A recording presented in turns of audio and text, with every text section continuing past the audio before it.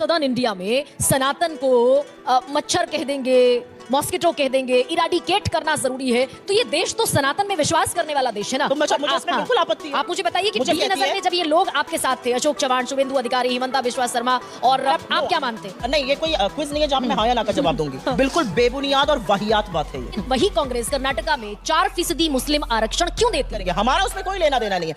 हमारा मैनिफेस्टो कहता है कि यहाँ पर इतनी सारी युवा लड़कियां मुझे देख रही, कल को आप सरकारी नौकरियां करनी चाहिए, 50% आरक्षण लड़कियों का होना चाहिए, गरीब महिला को ₹1,00,000 मिलने चाहिए, महिलाओं को 1,00,000 रुपए मिलेगा। आप इस घोषणा पत्र में जितने वादे हैं उससे मुतमईन नजर आते हैं?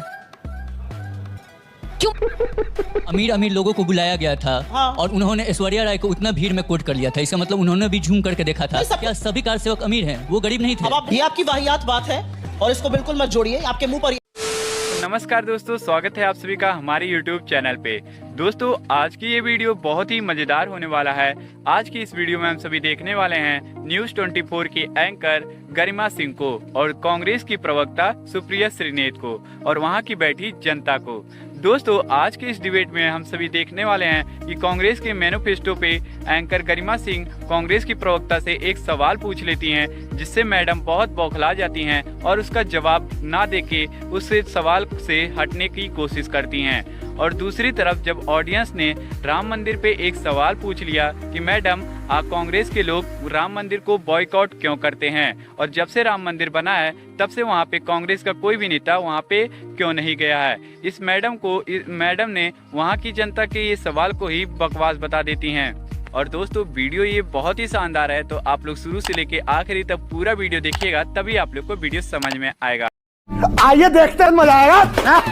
उनको मौका मिलता है। सुप्रिया जी, मैनिफेस्टो पर मैं आऊंगी, लेकिन उनको मौका मिलता है ना, जब आपके डीएमके जैसे एलाय साउथ सदर्न इंडिया में सनातन को मच्छर कह देंगे, मॉस्किटो कह देंगे, इराडिकेट करना जरूरी है। तो ये देश तो सनातन में विश्वास करने वाला देश है ना। तो मुझे इसमें बिल्कुल आपत्ति है। आप मुझे बताइए कि डीएमके के इस बयान को आपने शायद मेरी प्रेस कॉन्फ्रेंस ना देखी हो। मैं प्रेस कॉन्फ्रेंस कर रही थी जिस दिन डीएमके का ये बनाया ना था। मैंने कहा मुझे घोर आपत्ति है, ये मेरे धर्म की बात है। But still they are in your अलाय।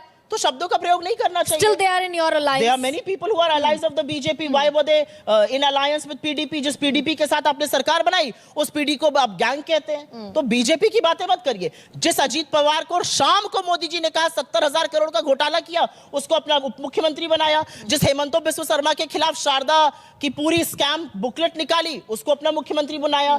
जिस अशोक चव्हाण को जबरदस्ती रिजाइन कराया गया ये कहकर उन्होंने आदर्श का घोटाला किया, उसको अब अपना राज्यसभा सदस्य बना दिया गया। जिस शुभेंदु अधिकारी को कहते थे चिटफंड स्कैम किया, उसको अपना सबसे बड़ा नेता बनाया हुआ है बंगाल में। जिस नारायण राणे को कहते थे लैंड ग्रैब करी, उसको अपना नेता बनाया हुआ है। नौ सीबीआई के जनार्दन रेड्डी को गले से लगा लेते हैं। तो ये मुझे मत बताइए बीजेपी कांग्रेस क्या कहती है और दोगलापन सारे देश ने देख लिया। इस पर कांग्रेस क्या कहती है? बीजेपी कहती थी सबको, आपने सारे नाम गिनवा दिए, सब भ्रष्टाचारी थे बीजेपी की नजर में। कांग्रेस की नजर में जब ये लोग आपके साथ थे, अशोक चव्हाण, शुभेंदु अधिकारी, हिमंता बिश्वा शर्मा और भी जितने महाराष्ट्र के भी लोग कुछ आप गिना रही हैं, नाम गिना रही है, उन पर कांग्रेस का स्टैंड बहुत सिंपल स्टैंड है। अगर उन्होंने कुछ गलत किया है, करप्ट, आप क्या मानते हैं? नहीं, ये कोई क्विज नहीं है जहां पे मैं हाँ या ना का जवाब दूं। क्या बोला तूने? लेकिन बहुत सारे आरोप हैं आप पर। आप घोषणा पत्र लेकर आए, बीजेपी कह रही है कि आप मुस्लिम लीग का घोषणा पत्र ले आए, जो 1936 में मुस्लिम लीग घोषणा पत्र लेकर आई थी। आप मुस्लिम तुष्टीकरण करते हैं, आपने 370 दशकों तक लटकाया, आपने राम मंदिर के निर्माण में बाधा पहुंचाई। कपिल सिब्बल ने सुप्रीम कोर्ट में कहा कि चुनाव के बाद इसकी हियरिंग होनी चाहिए। तो राष्ट्रवाद की जो पिच है उस पर कांग्रेस कहीं बहुत दूर दूर तक खड़ी हुई नजर नहीं आती क्या? और क्योंकि राष्ट्रवाद की बयार है इस देश में इस समय।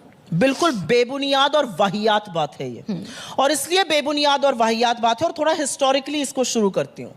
आपने मुझसे राष्ट्रवाद की बात करी। मुझे राष्ट्रवाद एक ऐसी चीज है जिस पर बीजेपी का सर्टिफिकेट नहीं चाहिए, क्योंकि जब इस देश की आजादी की लड़ाई में हमारे लोग शहादत दे रहे थे, हमारे लोग कुर्बानी दे रहे थे, हमारे लोग जेलों में बंद थे, हमारे नेता फांसी के पंदे पर झूल रहे थे, तो इनके लोग माफीनामे और मुखबिरी कर रहे थे।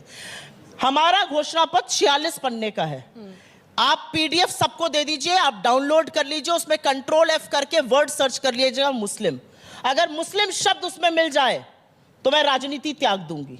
ये असलियत है हमारे घोषणा। नहीं है कि सबका है ये देश, बिल्कुल सबका देश है और सब इस देश में, इस और मुल्क इसके में लिए मुझे बराबर हैं। सर्टिफिकेट किसी से बिल्कुल नहीं चाहिए। सर्टिफिकेट की आपको जरूरत नहीं, कांग्रेस को सर्टिफिकेट की जरूरत नहीं है, लेकिन वही कांग्रेस कर्नाटका में 4% मुस्लिम आरक्षण क्यों देती है? सिर्फ मुस्लिम आरक्षण क्यों देती आपने है ये कांग्रेस? सवाल उस दिन भी मुझसे एक दिन अपने शो पे पूछा था और मुझे बोलने का मौका नहीं दिया था, तो मैं आपकी जानकारी के लिए बता दूं, हम आरक्षण नहीं देते हैं।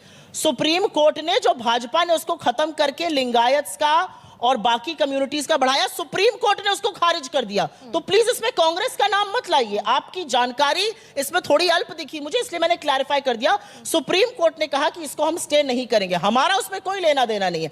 हमारे लेकिन आपने Constitution में- आरक्षण तो एक दिया मिनट। ना कर्नाटक में। नहीं, आपको गलत पता है गरिमा जी। हमारे संविधान में आप धर्म के आधार पर आरक्षण दे ही नहीं सकते हैं, जैसे कि आप धर्म के आधार पर पार्टी बना ही नहीं सकते हैं। ये संविधान है। वही मैं कह रही हूं, थोड़ा सा इसमें ज्ञान अर्जन जरूरी है, लोगों को ठीक बात नहीं, लेकिन बताना मुस्लिम जरूरी है। अपीजमेंट पर जब कमलनाथ ये कहते हैं, आपके बड़े नेता हैं कमलनाथ मध्य प्रदेश के, जब कमलनाथ ये कहते हैं कि 90% मुस्लिमों का वोट अगर हमें नहीं मिला तो हमें लॉस होगा, तो ये मुस्लिम अपीजमेंट ये की तरफ उनकी- बढ़ती है क्या नहीं, बिल्कुल कांग्रेस? नहीं। अगर मुझे ऐसा लगता है कि बातों को आउट ऑफ कॉन्टेक्स्ट कोट करना, आज इस देश में डिबेट क्या होना चाहिए, आपने क्योंकि मेरे मैनिफेस्टो का विषय उठाया, मैं उसको लेकर थोड़ी पैशनेट हूं, क्योंकि उसकी जब बन रहा था तो उसमें थोड़ी बहुत मेरी भी भूमिका थी। और मैं ये चाहती हूं कि मैं अपनी बात इन बच्चों के सामने बोलूं, इन युवाओं के सामने बोलूं। 30 लाख सरकारी नौकरियां खाली पड़ी हैं, उसको भरने की कोई बात नहीं। हमारा मैनिफेस्टो कहता है हमारी सरकार बनेगी, हम उसको भरेंगे। हमारा मैनिफेस्टो कहता है आप लोग पढ़ लिख कर 1 साल की अप्रेंटिसशिप अगर करना चाहिए, डिग्री या डिप्लोमा होल्डर, आपको 8500 रुपए महीना, मतलब 1 लाख सालाना पर अप्रेंटिसशिप एक्ट के अंतर्गत मिलेगा। हमारा मैनिफेस्टो कहता है कि यहाँ पर इतनी सारी युवा लड़कियां मुझे दिख रही, कल को आप सरकारी नौकरियां करनी चाहिए, 50% आरक्षण लड़कियों का होना चाहिए, गरीब महिला को लाख रुपए मिलने चाहिए। कांग्रेस का घोषणा पत्र जो सुप्रिया बता रही हैं कि 30 लाख नौकरियां भरी जाएंगी, युवाओं को अप्रेंटिसशिप मिलेगी, महिलाओं को 1 लाख रुपए मिलेगा, आप इस घोषणा पत्र में जितने वादे हैं उससे मुतमईन नजर आते हैं? क्यों मुतमईन नजर नहीं आते आप? हाँ बताइए, उधर अगर माइक पहुंचा सकें तो। हाँ, क्योंकि इतने बड़े बड़े वादे कांग्रेस ने किए गरिमा हैं। जी, हमने बड़े वादे नहीं किए, यही अंतर है। मुस्कुराकर मैं ये बात जरूर कहूंगी, हमने 15-15 लाख सबके बैंक अकाउंट में डाल दूंगा का वादा नहीं किया है। हमने 2 करोड़ सालाना रोजगार, मतलब 10-20 करोड़ रोजगार 10 साल में बनाने का वादा नहीं किया है। हमने ये वादा नहीं किया है कि हम 100 स्मार्ट सिटी बना देंगे। हमने ये भी वादा नहीं किया है कि 2022 में किसान की आय दोगुनी कर देंगे। हमने ये भी वादा नहीं किया है कि रुपए और डॉलर को एक दाम पर ले आएंगे। हमने ये भी वादा नहीं किया है कि 35 पर पेट्रोल और डीजल बिकेगा, बिक रहा है 100 के पार। हमने ये भी वादा नहीं किया, एक मिनट, हमने ये भी वादा नहीं किया कि 2022 में देश की इकोनॉमी $5 ट्रिलियन की हो जाएगी और देश की इकोनॉमी $3 ट्रिलियन की 2024 में है। किसके वादों पर भरोसा है भाई? ये युवा जो यहां बैठे हैं, किसके वादों पर भरोसा है आपको? कांग्रेस घोषणा पत्र लेकर आइए। हाँ,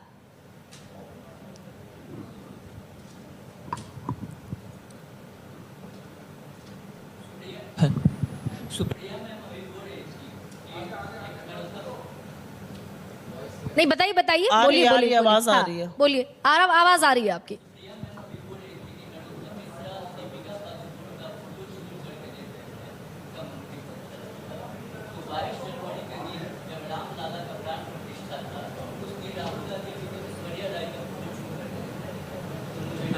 ये आपकी वाहियात बात है और इसको बिल्कुल मत जोड़िए। आपके मुंह पर ये कह रही हूं, भगवान राम के नाम पर इस तरह की गंदी बात मत करिए। आपकी उम्र को भी शोभा नहीं देता है, मेरे भी जेंडर को शोभा नहीं देता कि मैं इस तरह की बात लेकिन करूं। यहां से मैं सुप्रिया जी इस डिबेट को यहां पर लेकर आती हूं। I हाँ। take offense to the statement being नहीं, आप made। अपनी बात पूरी कीजिए। रामलला और ऐश्वर्या राय की फोटो देख रहे थे, कौन सी फोटो देख रहे थे? इस तरह की बात नहीं करनी चाहिए। उन्होंने बयान दिया था कि अमीर अमीर लोगों को बुलाया गया था। हाँ। और उन्होंने ऐश्वर्या राय को उतना भीड़ में कोट कर लिया था, इसका मतलब उन्होंने भी झूम करके देखा था। नहीं, सबको दिखा दिया ना। आपने देखी थी? कार सेवक को बुलाया गया था, क्या सभी कार सेवक अमीर हैं? वो गरीब नहीं थे। अब आप बोल लिए तो मैं बोलूंगी। हाँ, सुप्रिया जी जवाब आप दीजिए। बोल लिए। सुप्रिया जी जवाब दीजिए। उस पूरी प्राण प्रतिष्ठा में मोदी जी थे, अंबानी जी थे, रणबीर कपूर थे, आलिया भट्ट थी, रणवीर सिंह थे, तमाम फिल्म एक्टर्स थे, बड़े बड़े अमीर थे, सारा देश का, फ्रॉम आनंद महिंद्रा टू सुनील मित्तल थे। उसमें मुझे तो कोई गरीब नहीं दिखा और मुझे गरीब से ज्यादा दूसरी आपत्ति थी। सेवक मैं भी एक थे। प्रैक्टिसिंग हिंदू हूं और शंकराचार्य मेरे लिए, अगर ईश्वर के बाद हिंदू धर्म कि संस्थापना किसी ने करी तो वो शंकराचार्य ने करी। कहाँ थे शंकराचार्य? मेरा अच्छा, हिंदू सुप्रिया धर्म जी, मुझसे कहता है हाँ। कि अगर शंकराचार्य किसी चीज का बहिष्कार कर रहे हैं तो हम वहां पर सम्मिलित नहीं हो सकते। नहीं, लेकिन ये देश को मैसेज पहुंचा पाए क्या आप? क्योंकि बीजेपी बार बार कहती है कि राम मंदिर की प्राण प्रतिष्ठा का आपने विरोध किया, उस प्रोग्राम को आपने पॉलिटिकल कहा। ये मैसेज जो आप यहाँ फॉरवर्ड कर रही है, पहुंचा पाए आप? मुझे आम लगता है जनता- बिल्कुल लोग मानते हैं। गजब बेइज्जती है। दोस्तों हमारे ये वीडियो यहीं पे खत्म हो चुका है। दोस्तों आप सभी को ये वीडियो कैसा लगा है आप लोग हमें कमेंट बॉक्स में जरूर बताइएगा। अगर इस वीडियो के बारे में अगर आप लोग का कोई ओपिनियन है, आप लोग की कोई राय है, तो आप लोग अपनी राय हमें कमेंट बॉक्स में जरूर बता के जाइएगा।